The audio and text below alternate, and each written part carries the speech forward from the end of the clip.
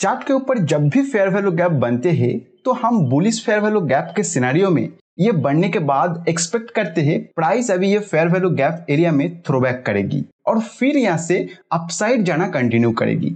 और bearish fair value gap के scenario में एक्सपेक्ट करते हैं प्राइस अभी ये फेयर वैल्यू गैप एरिया में फुल बैक करेगी और फिर से यहाँ से डाउन साइड मूव को कंटिन्यू रखेगी। बट रियल चार्ट में जब ये बनते हैं तो वहां हमें सीन कुछ अलग ही देखने को मिलते हैं। कभी फेयर वैल्यू गैप एरिया बनने के बाद प्राइस वहां थ्रोबैक करके फिर ऊपर जाते हैं और कभी फेयर वैल्यू गैप एरिया बनने के बाद बिना प्राइस एरिया में थ्रोबैक किए ही ऊपर चलते चले जाते हैं। और कभी कभी तो ये फेयर वैल्यू गैप एरिया बनने के बाद भी प्राइस उसे ब्रेक करके नीचे आ जाती है। तो रियल चार्ट में अगर फेयर वैल्यू गैप बनने के बाद इतने सारे प्राइस रिएक्शन आ रहे हैं तो उसमें ट्रेड करने में हमें बहुत ही दिक्कत का सामना करना पड़ेगा। बट कोई ट्रेडर को अगर ये पता लग जाए कि किस टाइप का फेयर वैल्यू गैप बनने के बाद प्राइस क्या रिएक्शन करेगी तो उन्हें इसे ट्रेड करने में बहुत आसान हो जाएगा। जैसे ये आईटीडी सीमेंटेशन स्टॉक का 1 डे टाइम फ्रेम चार्ट पर 15 नवंबर 2023 ये एक फेयर वैल्यू गैप क्रिएट होते हैं और इसे देख के कोई ट्रेडर अगर ये आइडेंटिफाई कर पाते हैं कि प्राइस अभी ये फेयर वैल्यू गैप एरिया तक अभी थ्रोबैक करने का चांस बहुत कम है और यहीं से ये ऊपर जाने का चांस ज्यादा है तो वो यहाँ वेट ना करके अभी बाय कर लेते और इसके बाद जो अच्छा अप मूव आए हुए थे वहां से वो प्रॉफिट कर लेते। और अभी यहाँ निफ्टी 50 30 अप्रैल 2024 5 मिनट चार्ट पर अब देखो ये फेयर वैल्यू गैप क्रिएट होने के बाद अगर कोई ट्रेडर को ये पता लग जाता कि प्राइस यहाँ से अभी फेयर वैल्यू गैप एरिया को भी ब्रेक करके नीचे जाने का चांस बहुत ज्यादा है तो वो यहाँ कोई पोजीशन नहीं बनाते और इसके बाद जो डाउनफॉल आया उससे वो बच जाता।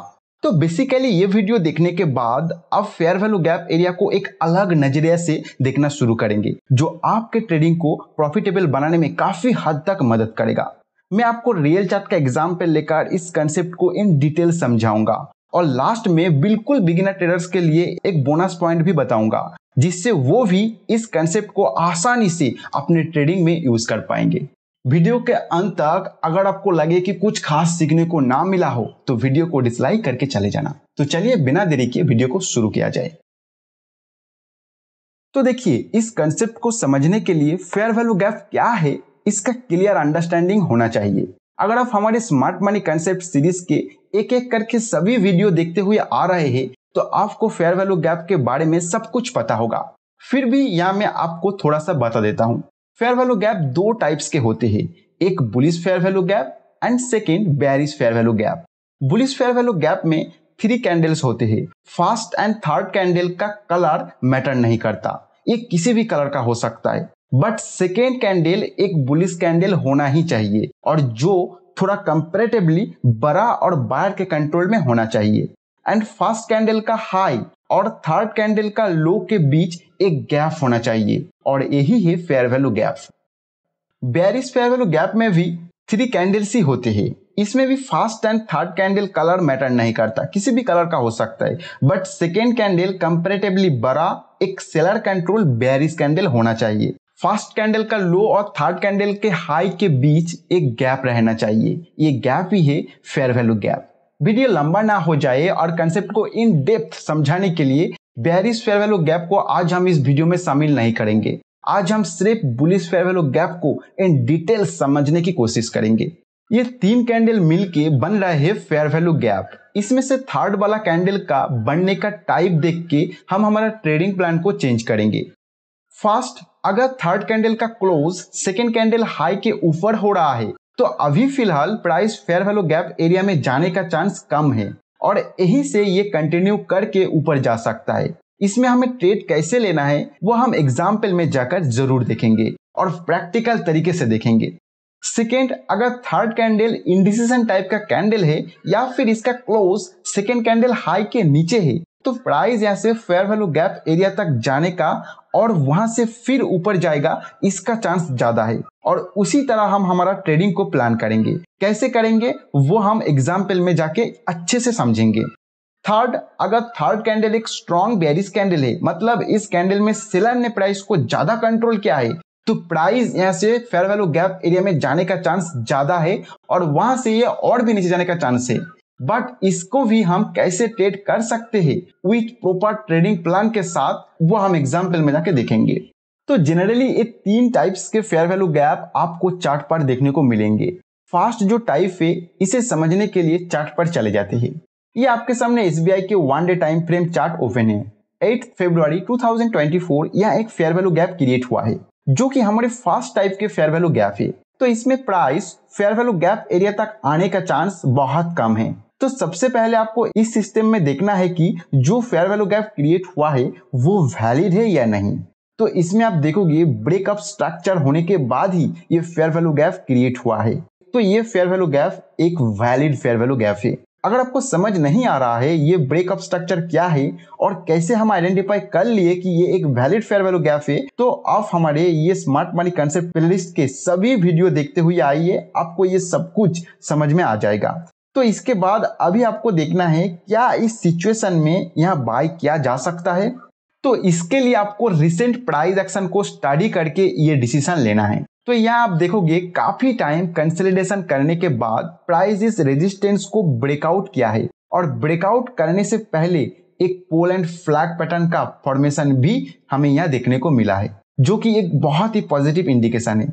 बट प्राइस एक्शन के हिसाब से हमारा बाय सिग्नल ये कैंडल क्लोज होते ही जनरेट हो चुका था, लेकिन क्योंकि यहाँ हम फेयर वैल्यू गैप के अकॉर्डिंग ट्रेड करने जा रहे हैं, तो ये फेयर वैल्यू गैप क्रिएट होने के बाद ही कुछ डिसीजन लेंगे। तो ये क्रिएट होने के बाद हमें पता चल रहा है ये फर्स्ट टाइप का फेयर वैल्यू गैप है, जिसमें प्राइस इस एरिया तक आने का चांस बहुत कम है।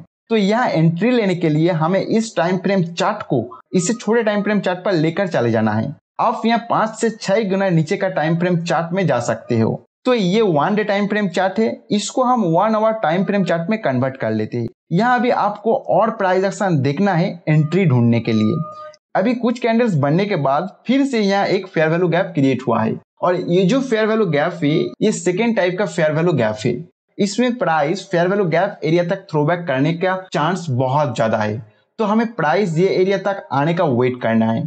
तो प्राइस जैसे ही एरिया में आने के बाद एक बुलिश कैंडल बनाया है, हमारा एंट्री यहाँ हो जाता है। स्टॉप लॉस भी आपको प्राइस एक्शन के हिसाब से एक सेफ प्लेस में रखना है और टारगेट हमें कम से कम 1:2 का रखना है। और प्राइस जैसे ही हमारे डायरेक्शन में जाना शुरू करेगा, आपको ट्रेलिंग स्टॉप लॉस का यूज करते हुए प्राइस के साथ साथ ऊपर जाना है। 1:2 का टारगेट हिट हो जाने पर आप एग्जिट कर सकते हो और अगर प्राइस के ऊपर कंट्रोल बायर्स का ज्यादा दिखाई दे रहा है तो आप ट्रेलिंग स्टॉप लॉस के साथ और भी ऊपर जा सकते हैं। अभी हम second type fair value gap का एग्जाम्पल देख लेते हैं। ये जो कैंडल आपके सामने है ये बैंक निफ्टी 5 मार्च 2024 30 मिनट टाइम फ्रेम चार्ट है। यहाँ पे एक फेयर वैल्यू गैप क्रिएट हुआ है। सबसे पहले हमें देखना है फेयर वैल्यू गैप वैलिड है कि नहीं। तो यहाँ साफ साफ दिखाई दे रहा है ब्रेक ऑफ स्ट्रक्चर क्रिएट होने के बाद ही ये फेयर वैल्यू गैप क्रिएट हुआ है। तो ये एक वैलिड फेयर वैल्यू गैप है। अभी हमें देखना है प्राइस एक्शन के हिसाब से यहाँ बाय किया जा सकता है या नहीं।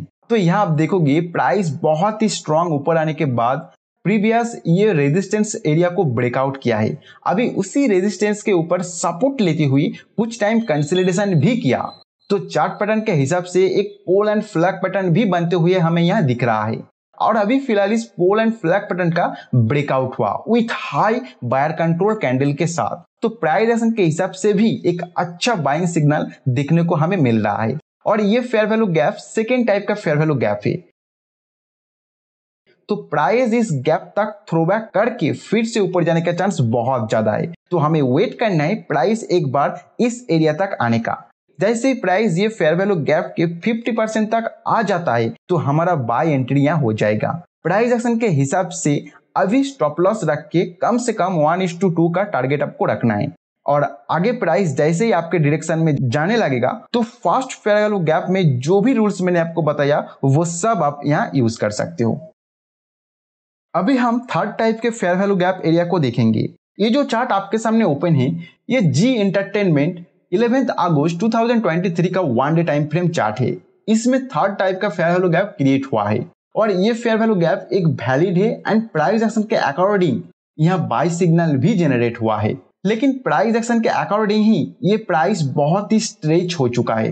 तो फिलहाल यहाँ बाय नहीं करना चाहिए। प्राइस अगर फेयर वैल्यू गैप एरिया तक आ रहे हैं तो ही हम बाय करने के लिए सोचेंगे। बट क्योंकि ये एक थर्ड टाइप का फेयर वैल्यू गैप है तो प्राइस इस फेयर वैल्यू गैप एरिया से भी नीचे जाने का चांस बहुत ज्यादा है। तो हम बहुत ही सोच समझ के इसमें ट्रेड करेंगे। इसमें पहले प्राइस को फेयर वैल्यू गैप तक आने देना है, फिर इसी एरिया में ही प्राइस एक्शन के अकॉर्डिंग एक स्ट्रॉन्ग बाय सिग्नल जनरेट होना चाहिए जिसमें वॉल्यूम भी प्राइस को सपोर्ट कर रहा है। याद रखिए ये बाय सिग्नल बहुत ही स्ट्रॉन्ग होना चाहिए। अभी जहां पे बाय सिग्नल जनरेट हुआ है वो पॉइंट अगर फेयर वैल्यू गैप कैंडल के हाई से नीचे है तो वहां से आपको एक ट्रेंड लाइन खींच लेना है और फिलहाल आपका टारगेट जो है वो यहां तक आपको कंसीडर करना है। अभी स्टॉप लॉस लगाने के लिए आपको इस 1 डे टाइम फ्रेम को 1 आवर टाइम फ्रेम में कन्वर्ट कर लेना है और यहाँ आपको प्राइस एक्शन के अकॉर्डिंग स्टॉप लॉस लगा लेना है। टारगेट तो आपको पहले ही मिल चुका है तो वहां सेट कर लीजिए। आगे जाके जब टारगेट हिट हो रहा है तो आप एग्जिट कर जाइए, क्योंकि याद रखिए आप फेयर वैल्यू गैप टाइप 3 को ट्रेड करने जा रहे हैं। जब तक ना प्राइस उस फेयर वैल्यू गैप एरिया का जो कैंडल है उसका हाई के ऊपर जा रहा है तब तक बहुत ज्यादा चांस है कि प्राइस यहाँ से स्पीड से नीचे गिरना शुरू करेगा।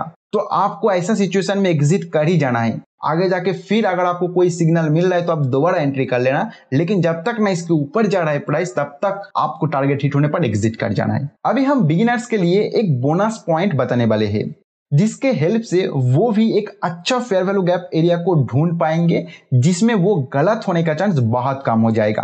तो देखिए जहां भी और जिस भी टाइम फ्रेम में आप चार्ट के ऊपर फेयर वैल्यू गैप ढूंढ के निकाले हो वह आप पहले सब कुछ क्राइटेरिया देख लीजिए जो भी मैंने आपको वीडियो में बताया है। लास्ट में आपको इस चार्ट के ऊपर 10 पीरियड सिंपली मूविंग एवरेज और 30 पीरियड एक्सपोनेंशियल मूविंग एवरेज को प्लॉट कर लेना है। फेयर वैल्यू गैप का लास्ट कैंडल में 10 period simply moving average 30 period exponential moving average के ऊपर होना चाहिए और लास्ट कैंडल का क्लोज ये दोनों मूविंग एवरेज से ऊपर होना चाहिए। अगर ये दोनों क्राइटेरिया फुलफिल हो रहा है तो ही आप उस फेयर वैल्यू गैप को ट्रेड करने के लिए प्लान कीजिए। इससे आपका जो एक्यूरेसी है ये बहुत ज्यादा बढ़ जाएगा और ये बिगिनर के लिए एक रामबाण साबित हो सकता है। तो आशा करता हूँ बुलिश फेयर वैल्यू गैप को आप अच्छे से समझ गए हैं। अगर समझने में दिक्कत आ रहा है तो वीडियो को फिर से देखिए और अगर आप बुलिश फेयर वैल्यू गैप को ठीक से समझ रहे हो तो बेयरिश फेयर वैल्यू गैप को आप अपने आप ही समझ के ट्रेड कर पाएंगे।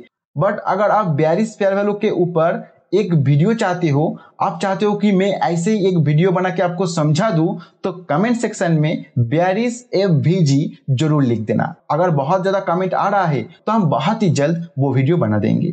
और हाँ, वीडियो इतने देर देखने के बाद अगर आपको लगे कुछ खास सीखने को नहीं मिला है तो वीडियो को डिसलाइक करके चले जाना, लेकिन अगर कुछ सीखने को मिला है इस वीडियो से तो एक लाइक जरूर करके जाना। तो इस वीडियो में फिलहाल इतना ही, मिलते हैं नेक्स्ट वीडियो में नए कोई कंसेप्ट के साथ।